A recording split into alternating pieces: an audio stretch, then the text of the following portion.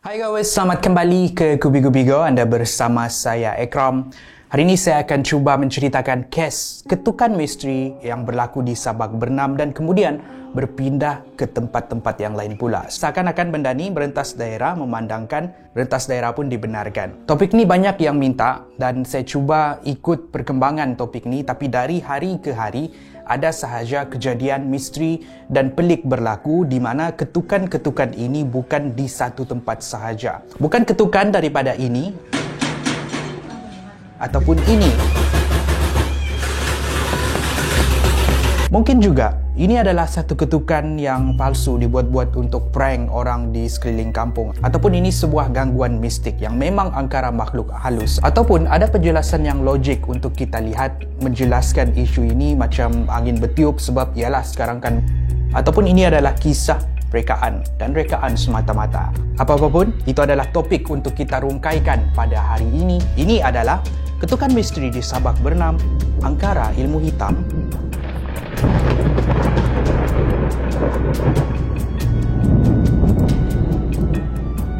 Pada 18 November, kita dikejutkan dengan satu insiden yang berlaku di Sabak Bernam. Beberapa siri ketukan pintu misteri dilaporkan dan dirakamkan oleh penduduk tempatan.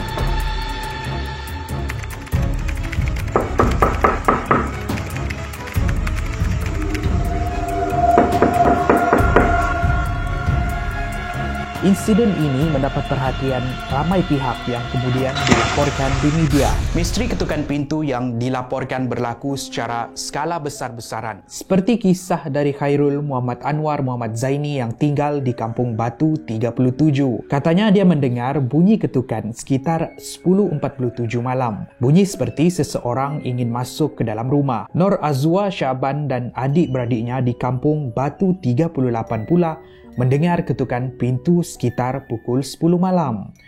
Nur Zaihana yang tinggal di Kampung Tengah ketika itu sedang menidurkan anaknya mendengar bunyi ketukan pada pukul 11.40 malam.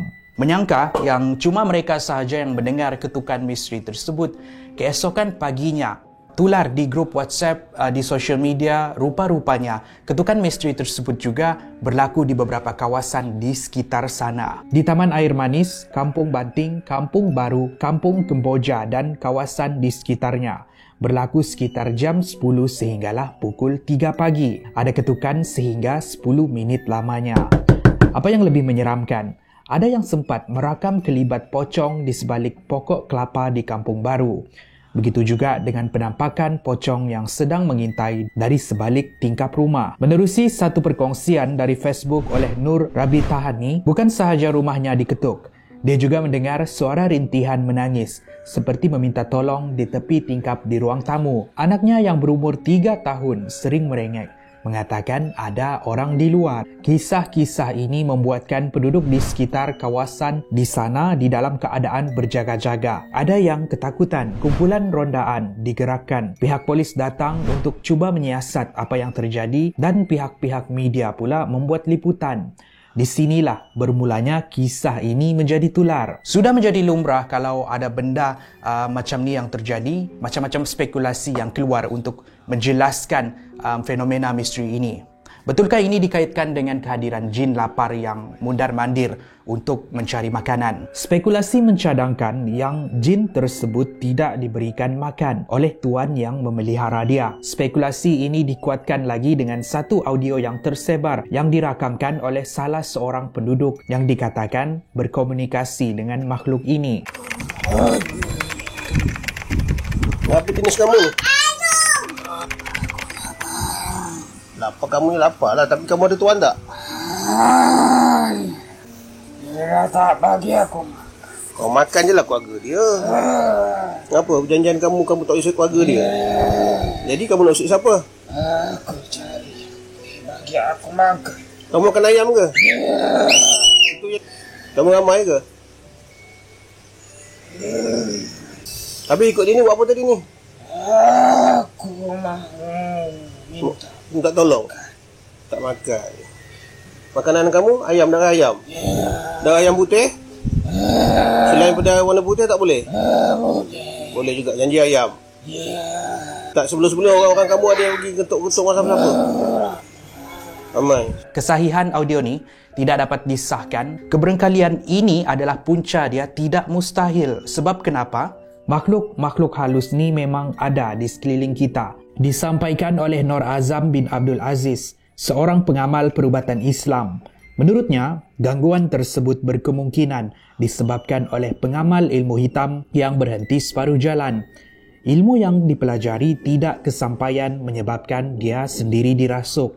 Ataupun ini disebabkan pengamal ilmu hitam tersebut mahu mencuba ilmu yang dipelajari. Ada juga pengamal ilmu hitam ini yang cuba untuk baru mula belajar tetapi belajarnya separuh jalan dan kemungkinan ilmu tersebut tidak kesampaian dan akibatnya dia akan merasuk kepada orang tersebut untuk mengganggu orang lain ataupun mengganggu masyarakat. Beliau juga tidak menolak kemungkinan gangguan itu berlaku disebabkan individu yang mengamalkan ilmu hitam cuba menguji ilmu yang dipelajari. Kenyataan dari Nor Azam ni menarik minat saya sebab kalau itulah punca dia, kalau ini betul terjadi, mungkin juga masuk akal dan logik. Sebab kalau kita tengok sejarah dan juga mitos di dalam budaya kita pun, banyak kisah yang kita dengar orang yang mengamal ilmu hitam. Contohnya, makhluk balan-balan ataupun penanggal yang juga akibat dari mengamalkan ilmu hitam. Ataupun mereka yang mengamalkan saka harimau jadian untuk memiliki kuasa luar biasa. Ataupun kita boleh tengok antara satu kisah yang mempunyai persamaan dengan insiden ini, iaitu kisah hantu kumkum yang juga pernah tular di Malaysia sekitar tahun 2017 dahulu. Hantu kumkum dipercayai sebagai seorang wanita yang mengamalkan ilmu kecantikan, tapi telah melanggar pantang dengan melihat cermin. Kalau dia melihat cermin, dia dikatakan akan disumpah dengan memiliki wajah yang hodoh dengan muka yang penuh nanah dan berdarah. Untuk membuang sumpahan ini, dia perlu menghisap darah perempuan sunti. Itulah dia dikatakan berkeliaran dan mengetuk rumah-rumah orang. Hantu ini tidak boleh memberikan salam dengan penuh. Dia hanya boleh memberikan salam dengan mengucapkan kum-kum sebanyak 3 kali. Dengan itu timbullah pantang larang di kalangan penduduk yang kalau ada orang yang memberikan salam sambil mengucapkan kum-kum, jangan membuka pintu. Dengan itu timbullah pantang larang di kalangan penduduk yang kalau ada orang memberikan salam sambil mengucapkan kum-kum, jangan membuka pintu. Itulah gangguan yang berlaku di sekitar tahun 2017. Berbalik kepada tahun 2020. Dari hari ke hari, kisah ketukan pintu di Sabak Bernam semakin reda. Gangguan tersebut seakan sudah pun berhenti. Pada 25 November, gangguan ketukan yang sama mengejutkan penduduk di seluruh kawasan Kuala Selangor. Diceritakan oleh Anwar Anal yang menetap di Parit 3 Sungai Burong, Tanjung Karang. Sekitar pukul 1 pagi, dia dikejutkan dengan ketukan pintu yang kuat dari luar rumah. Bila diintai ataupun diperiksa dari celah bawah pintu, tiada sesiapa yang berada di luar. Hari berganti hari. Kes ketukan dilaporkan berlaku di sana-sini. Rondaan diperketatkan. Pihak polis pun terlibat di dalam menyiasat kes ketukan misteri tersebut. Ada penduduk yang lebih risaukan itu adalah angkara orang sebenar yang membuat kacau bilau daripada gangguan hantu. Pendek kata, ramai penduduk sekitar Selangor yang hidup di dalam kebimbangan dan tidak tenteram sama ada gangguan tersebut hantu ataupun tidak. Sehinggalah pada 5 Disember, Ketua Polis Sabak Bernam, Superintenden Agus Salim mengesahkan tiada lagi laporan yang mereka terima tentang laporan ketukan misteri tersebut. Walaupun begitu, mereka tetap meneruskan rondaan untuk menjaga ketenteraman awam secara langsung, meminta orang ramai tidak memperbesar-besarkan lagi isu ini. Kenyataan ini dilaporkan oleh media sebagai memberikan implikasi yang gangguan ketukan misteri itu telah pun berakhir.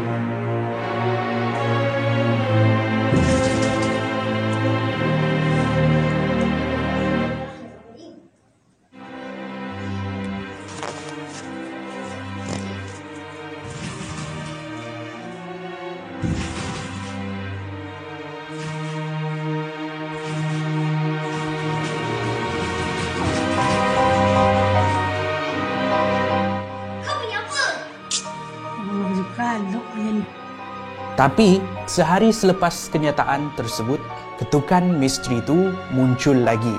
Kali ini bukan di Selangor, tapi di Melaka. Antara gangguan yang berlaku ialah di kampung Payah Rumput.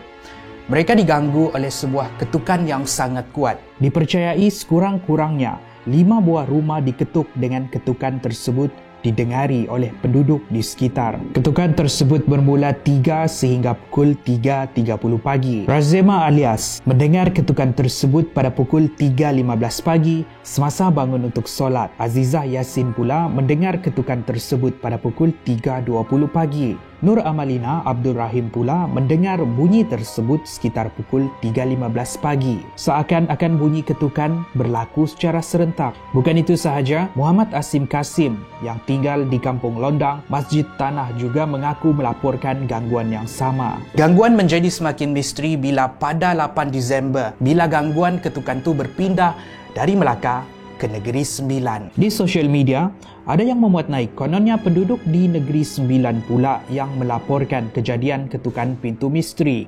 Bila rukun tetangga di Taman Tasik Jaya mendapat aduan daripada 25 orang penduduk. Mereka semua ni kemudian diberikan amaran yang kalau bunyi ketukan pintu sebanyak 7 kali, jangan dibuka. Sebab itu bukannya orang. Tapi, selepas berita ini tersebar di media, keluar lagi satu kenyataan dari pengerusi KRT Taman Tasik Jaya sendiri, dikenali sebagai Abu Hassan Osman, yang mengatakan itu hanyalah palsu dan rekaan semata-mata bila mereka tidak pernah menerima apa-apa laporan pun. Katanya, apa yang disebarkan ialah berita palsu. Membawa saya kepada poin yang seterusnya. Untuk memalsukan ketukan-ketukan misteri ini bukannya susah sangat. Banyak sound effect di YouTube. Ketukan realistik. Kamu type je di YouTube realistik, knocking sound banyak yang keluar. Sekali dengar memang macam ketukan yang betul. Contohnya, ada orang di taman perumahan yang ada speaker kuat. Diorang main sound effect bunyi ketukan, lepas tu bunyi-bunyi ketukan tu jiran diorang pula dengar. Dan orang-orang yang dengar ketukan ni mestilah diorang menyangka ada orang sedang mengetuk pintu rumah mereka. Sebenarnya tiada orang yang ada di luar. Begitu juga dengan video-video yang kononnya dimuat naik di social media. Kononnya diorang rakam pintu, lepas tu ada orang ketuk pintu diorang. Tapi sebenarnya video-video ini menggunakan sound effect dan juga diedit di dalam video diorang. Berbalik kepada kisah ketukan pintu misteri tadi, tiada siapa yang tahu penjelasan di sebalik apa yang berlaku. Ianya masih lagi kekal satu misteri sehingga hari ini. Apa yang kita boleh buat ialah untuk berjaga-jaga dan berhati-hati. Dan itulah perkongsian kita pada hari ini di mana kita berkongsi kronologi tentang kes ketukan misteri di Sabak Bernam yang kemudian berpindah dari satu tempat ke satu tempat. Dan kita tengok juga antara kepercayaan ataupun kisah-kisah yang hampir sama dengan apa yang terjadi. Dan untuk cakap benda ni adalah mistik, susah juga. Mungkin tidak. Mungkin yang berlaku di Sabak Bernam tu mungkin betul. Tapi kemudian ia dipalsukan di tempat-tempat yang lain. Apapun, macam yang saya cakap tadi, ianya masih lagi kekal misteri sehingga hari ini. Kalau anda suka dengan perkongsian ini, pastikan anda like dan share. Kalau anda ada cadangan lagi untuk topik seterusnya, tinggalkan pendapat anda di ruangan komen di bawah. Giveaway sedang pun berlangsung. Kepada mereka yang tidak tahu, kami akan menjalankan giveaway di setiap video fakta yang dimuat naik di Kupi-Kupi Go sehinggalah 30 hari bulan. Syaratnya mudah, anda perlu menjawab soalan yang diberikan di akhir video.